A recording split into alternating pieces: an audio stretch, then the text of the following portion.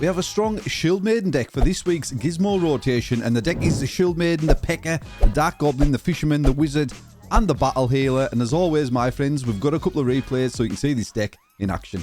So first replay is against Simon Cho. He is playing the Barbarian King. I'm not seeing a lot of Barbarian Kings on the leaderboards at the moment. It's just full of Shield Maidens and Archer Queens. But in round one, I like trying to come on with the Battle Healer and the Wizard. That's what I like coming on with. Doesn't matter which hero it's against, Battle Healer and the Wizard. And I set them up like this because my Battle Healer can heal my Wizard, and he has got the Miner as well, and it looks like he's running the 2-cost BK deck, which can be tricky because I set my minis up like this. My Battle Healer is actually healing my Shield Maiden and my Wizard at the same time. Super effective. Top tip there. Bear that in mind, guys, if you're going to try this deck. So we've got the Shield Maiden's ability going off. His minis are knocking themselves out. Battle Healer healing up. His Barb King's nearly taken out the equation. Looks like it's going to be an easy round number one to me. Like I said, he is playing the 2-cost Barbarian King deck, it looks like. Like I say, it's not a deck I'm seeing often on the leaderboards. But hey-oh. And this week's Gizmo's rotation, I'm not a fan of these Gizmo's rotations for this week. But we've got to do what we can, guys, with what we've got. So what am I going to do here? I want to fetch on the Dark Goblin. I've got the Fisherman there. I'm guessing I'm not going to need the Fisherman inside these games because of his deck setup. And he is the War 2 as well, so you've got to bear that in mind. I don't like fetching on the Fisherman until I see my opponent's Gizmo. But I come on with the upgrade to the Dark Goblin. I just keep my minis in the same formation. And he has gone for the upgrade to the Wizard and the Miner. So coming into the next round, I know I'm going to need my Pecker to counter this Miner. It looks like it's going to be an easy round 2 win for Simon. Which is what I guess, guys, with his upgrades. He has got nice upgrades available with it being a 2-cost BK deck. Easy upgrades going for Simon. So I need the Pecker coming into this round to deal with this Miner. That was my thought process. And I go for the upgrade on the Battle Healer, and I go for the block upgrade. And the block upgrade is the upgrade I always go for first with the Battle Healer. Sell off my Wizard, fetch on the Pecker. I'm looking at my Gizmos, looking at his deck, and I'm thinking my main carry is going to be my Dark Goblin probably.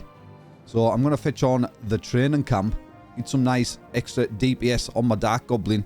And I set it up like this, just so my Pecker's got time to stay at the back of the board. So when his Miner comes down, my Pecker can target his Miner and deal with that Miner and shut the Miner down. That was the thought process there. And he has fetched on the Pecker. And he has got the War 2 himself as well, guys.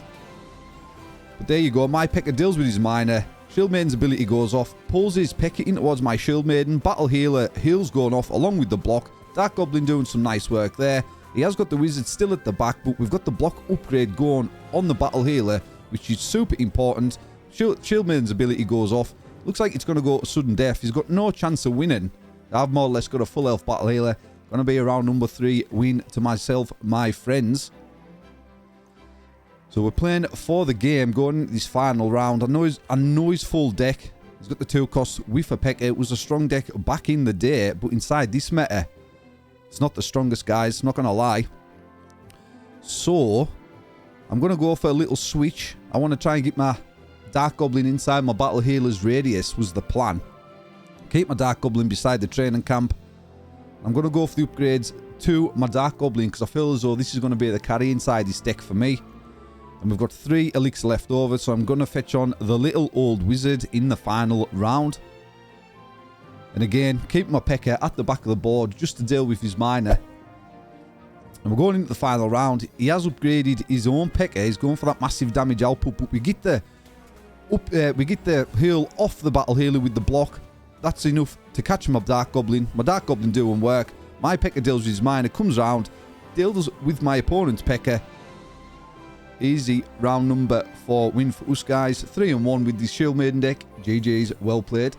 The game number 2 is against Lewis. He is playing the Archer Queen.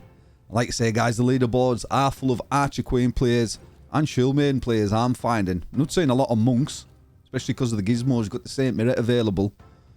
And I'm not seeing a lot of Skeleton Kings either as well. It's just full of Archer Queen players and Shield Maiden players. But again, round number 1, I come on with the Battle Healer and the Wizard. And I set my minis up like this. Again, my Battle Healer is going to heal my Shield Maiden and my Wizard throughout the entirety of this round. And he has fetched on the Starred Up Golden Giant. Shouldn't be a problem for us in round number 1. There goes Shield Maiden's ability. Battle Healer putting life back into my minis, keeping everything alive. It can be a slow round number 1, especially when you've got the stuns going off the Golden Giant. Archer Queen knocked his cell out. My Shield Maiden versus Golden Giant. There's only going to be one winner there, guys. I've got much more HP on my Shield Maiden than he has on his Golden Giant. And we come in, take round number 1. So I'm already guessing this is going to be the meta deck for the Archer Queen players. With the Musketeer and the Healing Ranger and stuff. That's all. That's just what I assume right away when I come against the Archer Queen player. But I go for the block upgrade on my Battle Healer. That's the first upgrade I always go for on the Battle Healer. And I fetch on the P.E.K.K.A. and set them up like this. And hopefully my Battle Healer is going to heal everything. And he has fetched on the Ice Wizard. And he's got an Archer. So it was a slightly different deck than what I expected. And he has fetched on the Training Camp. Placed his Archer Queen beside the Training Camp like they always do, guys. And he was actually lucky that I lost his second round as well. It was quite close. Look at the HP of his minis. But nonetheless, he just come in take round number 2. So I've already seen quite a lot of his minis. He's already placed his gizmo. He's gone for this setup. Put his Archer Queen on the charge plate alongside the Training Camp. But this is why we've got the Fisherman in the deck. I'm going to hit him with the Fisherman here and he's not going to expect it. So I'm going to sell off my Wizard. Upgrade my Fisherman so it pulls 3 minis. Put it right on his Training Camp and that should hopefully pull his Archer Queen and Ice Wizard. Because I assume he's not going to change his minis. So I drop my minis back. Put my Shield Maiden on the charge plate. And I don't know what gizmo to pick here. Because I know he has got the Ice Wizard. So I'm thinking maybe go for the War Tooth. But again, Saint Mirror, guys. Archer Queen's ability goes off. She targets the Saint Mirror. Along with the Shield Maiden's ability when it goes off. And the Archer Queen knocks himself out super quick. And look at that. We pull his mini right at the back of the board. Take out the Ice Wizard, which was a problem. Shield Maiden's ability along with the Saint Mirror. He knocked his Archer Queen out super quick. This looks like it's going to be an easy round number 3 for me. I haven't lost a mini yet. There we go. There's the Shield Maiden's ability. My minis have pushed to the back of the board. And now my opponent's thinking, oh, I've placed my Training Camp. I can't really place my Archer Queen beside it. Because I've got the Fisherman. So he takes his gizmo right out of the equation. And as the rounds progress, I'm just going for the upgrades to my Battle Healer. And I've got 2 elixirs left over. So we plonk on the Little Wizard. And I'm keeping my minis the same. But a little tip, guys. If you're going to keep your minis the same, don't ready up right away. Just wait a little bit like I am. And it might make your opponent thinking you're switching your placements up a little bit.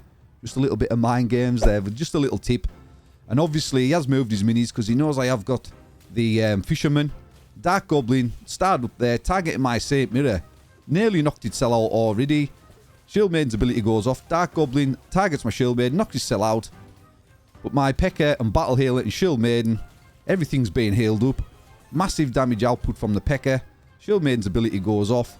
Push to the back of the board. He's got a 2-star Archer left. It's going to be too little too late for my opponent with his Archer Queen deck. And we come in with a 3-round to 1 victory.